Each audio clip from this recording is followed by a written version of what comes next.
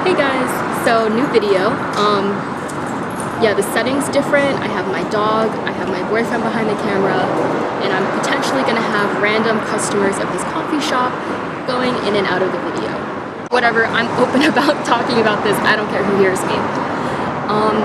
So this topic is kind of weird to me, and I didn't think it was super common, but now that I'm in these Facebook groups, I see that it is.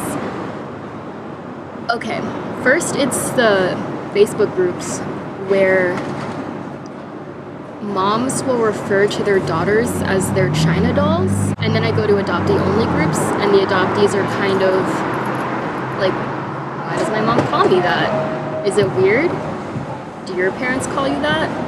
And now that I'm doing this adoption YouTube channel, a lot of other adoption channels are popping up, so I'm watching those videos, and in those comments, people not even associated with adoption, hey buddy, are saying, oh, she looks like a doll, or she looks like a little baby doll. And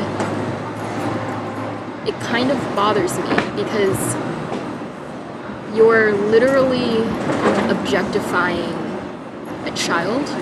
Like, a doll is an object, and you are saying that this child is an object.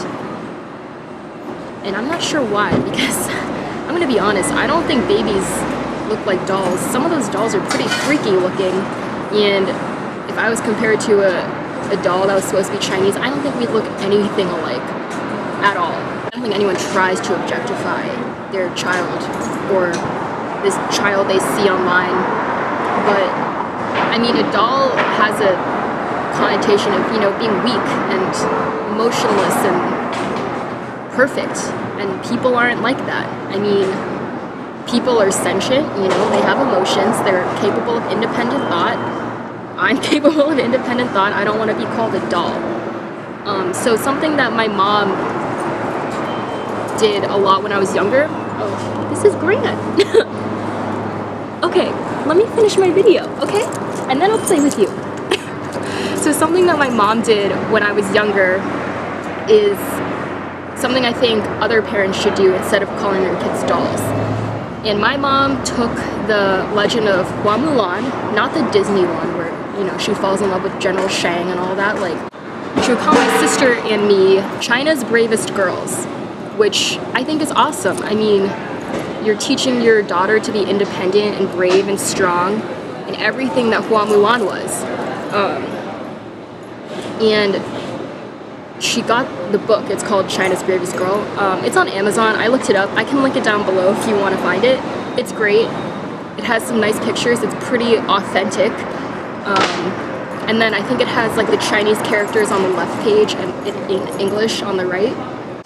And I think she got me a legitimate book about Hua Mulan. Being an 8-year-old, I don't want to read like a history book about Mulan, so I wasn't really interested in that part. You might mean calling your daughter a doll to be the sweetest thing, but just know that some girls are reading this and they don't really like what it implies. And maybe you could use this Hua Mulan example as a way to give them a stronger, more confident, independent characteristic, you know? I mean, doll and then Mulan, that's like, you know, that's a big difference.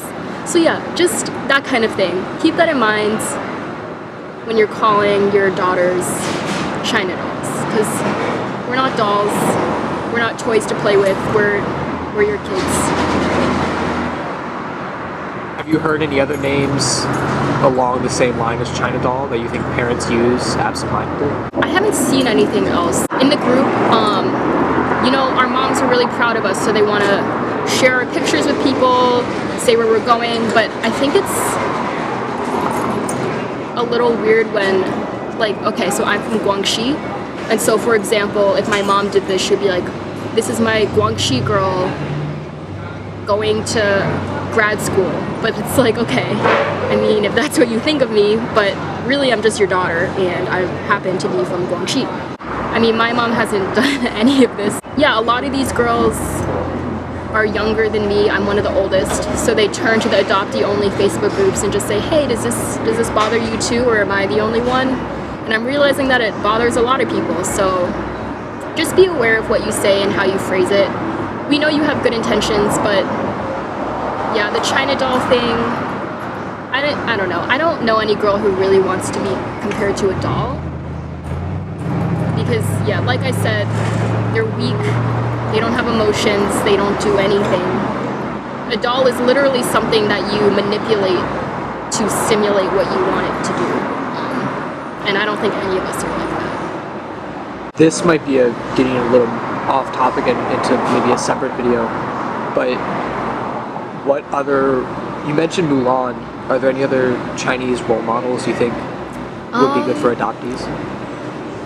Well, Mulan isn't just for adoptees. I mean, it's a legend in China, a famous legend. It's called the Ballad of Mulan. It's very famous, everyone knows it. Even now, I think it's great. I see moms posting in groups of, I think Miss Pennsylvania is a Korean adoptee, and her whole platform is called Building Families Through Adoption. And so I see parents saying, look how far she's gone. This is someone our girls can look up to. I think there was a gymnast who went pretty far in the Olympics who was an adoptee. So now I'm seeing more and more modern figures that are definitely good role models, but yeah, just I'd rather be called China's bravest girl than a China doll.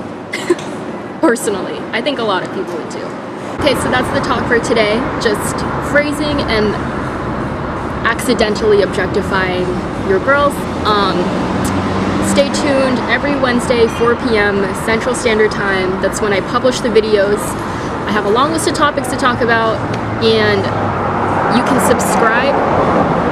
There's a button, it should be like right there, and that way you'll be notified every time a video gets posted, so you don't have to look it up or anything. It just tells you, hey, this video is posted. Like I said in my earlier videos, you can ask me anything, you can suggest topics to me. I have my anonymous website thing down below, the sayat.me Lilly Schmaltz thing. Thanks for watching, and I'll see you next time.